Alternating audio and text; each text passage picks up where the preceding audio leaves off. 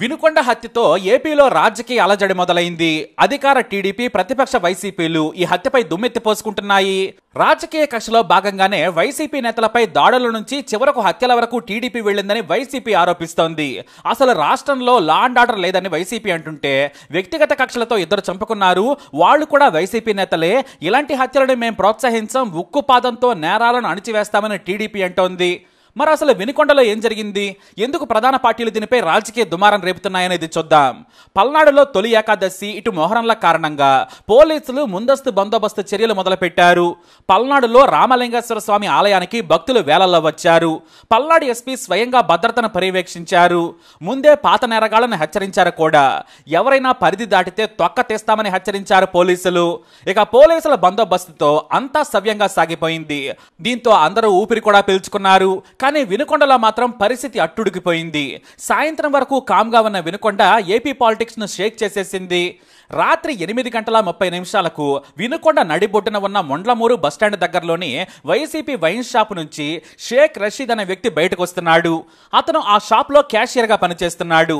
ఇతని వయసు 25 ఏళ్లు. అప్పటికే అతను ప్రత్యర్థైన షేక్ జిలానీ వేట కొడవలతో కాపు కాచుకొని రెడీగా ఉన్నాడు. దూరం నుంచి రషీద్ వస్తున్న విషయాన్ని గమనించి జిలానీ రెడీ అయిపోయాడు. సరిగ్గా రోడ్డు దగ్గరకు రాగానే కత్తితో ఉన్న జిలానీని చూసి పారిపోయే ప్రయత్నం చేశాడు ఈ రషీద్. కానీ వెనుక నుంచి మెడ మీద ఒక్క వేటు వేయడంతో కింద పడిపోయాడు.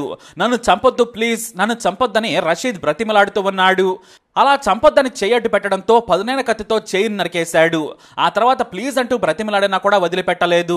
2 చేతులను నరికేసి ఆ తర్వాత విచక్షణారహితంగా కాళ్ళు చేతుల మీద నరుగుతూనే వెళ్ళాడు. నన్ను వదిలిపెట్టమని బాధితుడు బతిమలాడినా కూడా వదలలేదు. చుట్టూ 100 మంది పోగయ్యారు. కొంతమంది చంపకని అరుస్తున్నా కూడా జిలానీ పట్టించుకోలేదు. ఇంకొంతమంది ఏమో దగ్గరికి వెళ్లాలనుకున్న హంతకుడి చేతిలోని పదునైన కత్తిని చూసి భయపడిపోయారు. ఉన్మాదిలా ప్రవర్తిస్తూ ఉండడంతో వారు వెనక్కి తగ్గారు. చాలా మంది చంపకని అరుస్తున్నా కూడా పట్టించుకోలేదు. చివరకు విచక్షణారహితంగా తల మెడపై నరకడంతో కుప్పకూలిపోయాడు. ఆ తర్వాత అతను అక్కడి నుంచి వెళ్లిపోవడంతో స్థానికులు దగ్గరలోని ప్రైవేట్ హాస్పిటల్లో జాయిన్ చేశారు.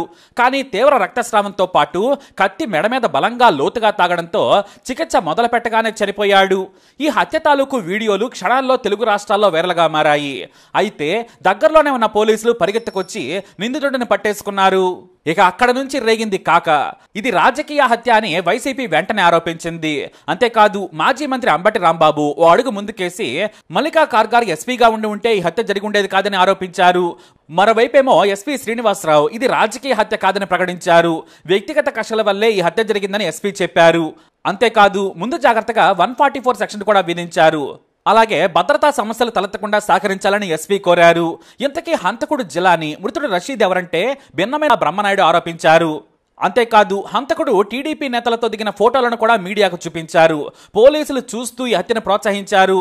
జిలానీ నరుకుతుంటే 20 మంది వరకు ప్రజలను రాకుండా అడ్డుకున్నారు. మా కార్యకర్తను దగ్గరుండి చంపించారని ఆరోపించారు బ్రహ్మనాయుడు. హంతకుడు జిలానీ ఎవరో కాదు, పట్టణ తెలుగు యువత నాయకుడు ఎస్కే జానీ తమ్ముడని ఆరోపించారు. ఇది పక్కాగా టీడీపీ నేతలు చేయించిన హత్య అని అన్నారు. దీని వెనుక చాలా మంది ఉన్నారు. పోలీసులు అరెస్టు చేయాలని, హంతకులను హత్య చేయించిన వారిని అరెస్టు చేయాలని డిమాండ్ చేశారు. మరోవైపు వైసీపీ అధినేత జగన్ వినుకొండకు వచ్చి మృతి చెందిన వైసీపీ కార్యకర్త రషీద్ కుటుంబాన్ని పరామర్శిస్తానని ప్రకటించడంతో ఒక్కసారిగా రాజకీయం వేడెక్కిపోయింది. రాష్ట్రంలో రెడ్ బుక్ రాజకీయం నడుస్తోందని ఆరోపించారు వైసీపీ నేతలు. మరోవైపు వైసీపీ నేతలు ఏపీలో హత్యలు, లా అండ్ ఆర్డర్ సరిగా లేదని ఏకంగా రాష్ట్రపతి దృష్టికి తీసుకెళ్లారు. ఇక వైసీపీ అధినేత వైఎస్ జగన్ హోంమంత్రి అమిత్ షాకు ప్రధాని మోడీకి ఫిర్యాదు చేశారు.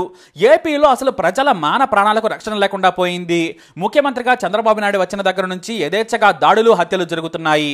వైసీపీ నేతలు కార్యకర్తలను చంపుతున్నా కూడా పట్టించుకోవడం లేదు. వినుకొండలో నడి రోడ్డుపై జరిగిన హత్య సిగ్గుచేటని, రాజకీయ హత్యలకు ఇది పరాకాష్ట అని జగన్ ఫైర్ అయ్యారు.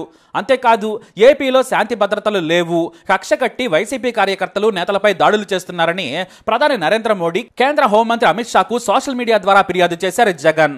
రెడ్ బుక్ రాజ్యాంగాన్ని అమలు చేస్తూ పోలీసు యంత్రాంగాన్ని నిర్వీర్యం చేశారని కూడా ఆరోపిస్తున్నారు జగన్. కేంద్రం దృష్టికి అలాగే రాష్ట్రపతి దృష్టికి తీసుకెళ్లిన జగన్ ఈ హత్యను రాజకీయ హత్యగా జగన్ ఆరోపించడంతో టీడీపీ నేతలు ఫైర్ అవుతున్నారు.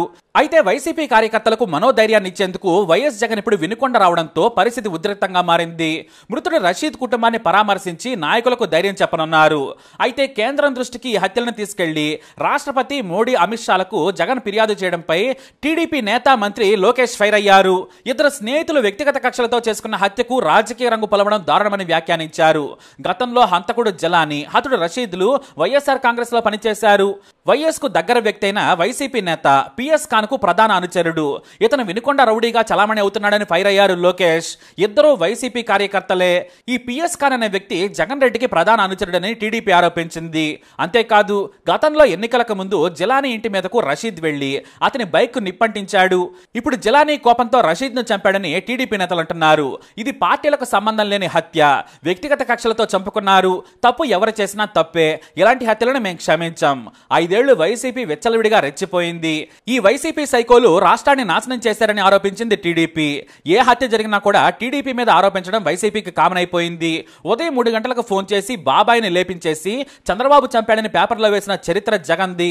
మీరా మాకు నీతులు చెప్పేదంటున్నారు లోకేష్. ఫేక్ ప్రచారాలతో, అబద్ధపు పునాదులపై వైఎస్ జగన్ మళ్లీ నిలబడాలని చూస్తున్నారు. శవాలతో రాజకీయాలు చేసే మీ విష సంస్కృతికి మొన్న ప్రజలు ఇచ్చిన తీర్పుతో కూడా మీరు అర్థం చేసుకోకుంటే ఎలా? ప్రజల రక్షణకు కట్టుబడి ఉన్నామని మంత్రి లోకేష్ చెప్పారు. మీ హెచ్చరికలకు కాదు. బెంగళూరు యలహంక ప్యాలెస్ లో కూర్చొని ఇక్కడ కుట్రలు అమలు చేయాలంటే కుదరదు. ప్రజలకు, వారి మాన ప్రాణాలకు మా ప్రజాప్రభుత్వం రక్షణగా ఉంటుందని హామీ ఇచ్చారు మంత్రి లోకేష్. అయితే ఇప్పుడు ఈ వినుకొండ హత్యపై 2 పార్టీలు దుమ్మెత్తి పోసుకుంటున్నాయి. ఏపీలో ప్రభుత్వం లేదు, లా అండ్ ఆర్డర్ లేదు. టీడీపీ నేతలు ఇష్టం వచ్చినట్లు బరి తెగించి లోకేష్ చెప్పినట్లు వైసీపీ నేతలను చంపుతున్నారని ఆరోపించారు. మాజీ సీఎం వైఎస్ జగన్ వినుకొండకు వస్తూ ఉండడంతో టీడీపీ కూడా ధీటుగానే కౌంటర్ ఇచ్చేందుకు సిద్ధమైంది. మరి వినుకొండ హత్య ఎటు దారితీస్తుందనేది ప్రజలను వణికిస్తోంది. కానీ అంతర్గతంగా మాత్రం ఓ కొత్త కోణం వినిపిస్తుందనే కమెంట్స్ మాత్రం ఉన్నాయి. 5 ఏళ్లు ఏపీలో వైసీపీ దాడులకు, దోపిడీలకు గురైన వారు ఇప్పుడు టీడీపీ అధికారంలోకి రావడంతో కక్ష తీర్చుకుంటున్నారు. 5 ఏళ్ల వైసీపీ పాలనలో భయంతో బతికిన వారంతా ఇలా ఎదురు తిరిగి దాడులు చేస్తున్నారనే కామెంట్స్ కూడా వినిపిస్తున్నాయి. నాడు ప్రభుత్వం అండ చూసుకుని వైసీపీ నేతలు, కార్యకర్తలు రెచ్చిపోయారు. ఇప్పుడు ఇవన్నీ కూడా ఆ 5 ఏళ్ల తాలూకు ప్రతి దాడులనే కామెంట్స్ వినిపిస్తున్నాయి. విసికి వేసారన్న వారంతా టీడీపీ అండ చూసుకుని ఇలా తెగుస్తున్నారని కొంతమంది జనం చెప్పుకుంటున్నారట. ఇది రాజకీయ హత్య కాదని పైకి చెబుతున్నా కూడా గతంలో జరిగిన వాటికి ఇవి ప్రతిదాడులే అనే కామెంట్స్ వినిపిస్తున్నాయి. ఏదేమైనా ఇది ప్రతిదాడులైనా కాకపోయినా కూడా ఏపీ సీఎం చంద్రబాబు నాయుడు వీటి మీద దృష్టి పెట్టాల్సిన సమయం ఆసన్నమైందనేది వాస్తవం. ఎందుకంటే ఓవైపున ఏపీకి పెట్టుబడుల కోసం ప్రయత్నిస్తున్న బాబుకు హింసాత్మక వార్తలు, రాజకీయ అలజడులు ఇబ్బందికరమే. పైగా ఏపీలో బాబు ఉన్న లా అండ్ ఆర్డర్ అదుపులో లేదనే కామెంట్స్ బయట ప్రాంతానికి వెళ్లే ప్రమాదం ఉంది.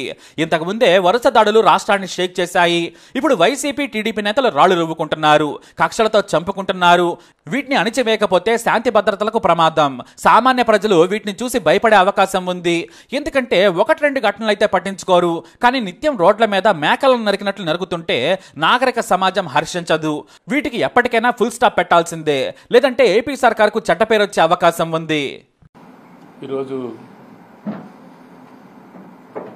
మా పెద్దలందరూ అన్ని నియోజకవర్గాల మా ఎమ్మెల్యేలు, మాజీ ఎమ్మెల్యేలు, మరి ఎమ్మెల్సీలు అందరూ కూడా వినుకొండలో జరిగినటువంటి హత్య, జిలానీ జరిగినటువంటి ఈ హత్యని చూసి ప్రతి ఒక్కరు కూడా అది చూడాలంటే కూడా భయపడే విధంగా ఇలాంటి భయాన్ని కల్పించి కావాలని ఒక పథకం ప్రకారం, ఒక ప్లాన్ ప్రకారం తెలుగుదేశం పార్టీ వాళ్ళ విధానాలు ఇవన్నీ కూడా మరి ఇక్కడ ఆంజనేయులు గారు కానీ, ఆయన అమ్మడి తిరిగే వాళ్ళు కానీ, ఇది వాళ్ళ అమ్మ ఒకటే చెప్తుంది, కావాలని డబ్బులు ఇచ్చి ఇక్కడ ఉన్న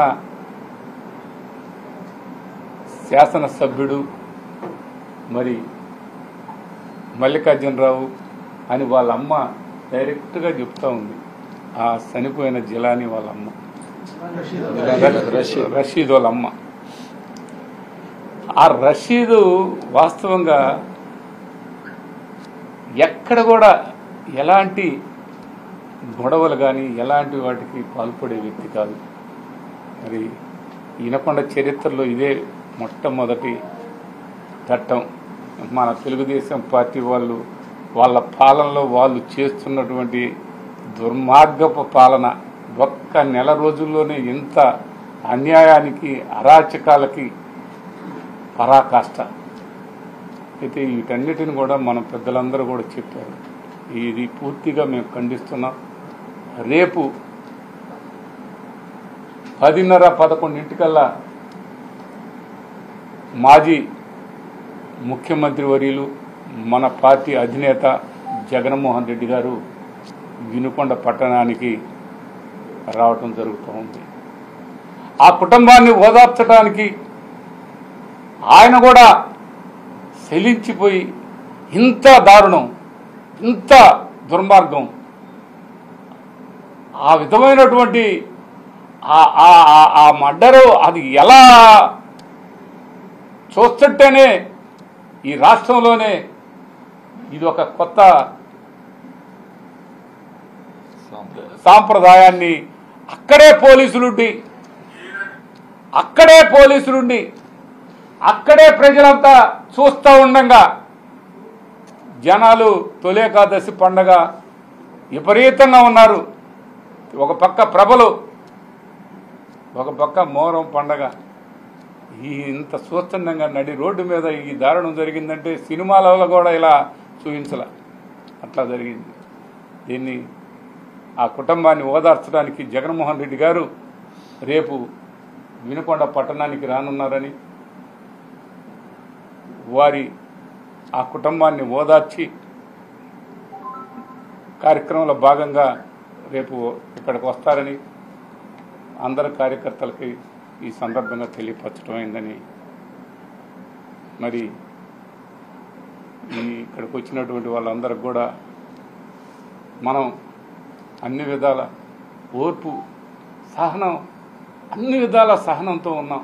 కానీ వాళ్ళ ఆపల నిన్న అన్ని విధాల ఇట్లాగే జరుగుతూ ఉన్నాయి. ఇవన్నీ కూడా మీ అందరికీ తెలుసు. ప్రతి ఒక్కరికి ఫోన్ చేయటం, నిన్ను చంపేస్తామని చెప్పటం, ప్రతి ఒక్కరికి వైఎస్ఆర్ కాంగ్రెస్ పార్టీలో ఎవరైతే యాక్టివ్గా తిరిగారో, ఎవరైతే యాక్టివ్గా ఉన్నారో ప్రతి ఒక్కడిని ఫోన్ చేయటం, నిన్ను లేపేస్తామంటాం. ఏంటబ్బా ఈ సంస్కృతి? ఏంటబ్బా మీరు లేపేసేది? ప్రతి ఒక్కరికి ఇలాంటి ఫోన్లు చేయటం.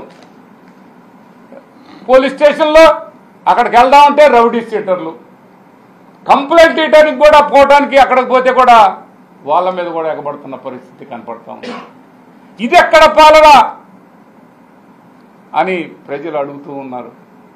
ప్రతి ఒక్కడు వైఎస్ఆర్ కాంగ్రెస్ పార్టీ సానుభూతి పరుడు కూడా వదిలిపెట్టట్లా. ఇవన్నీ కూడా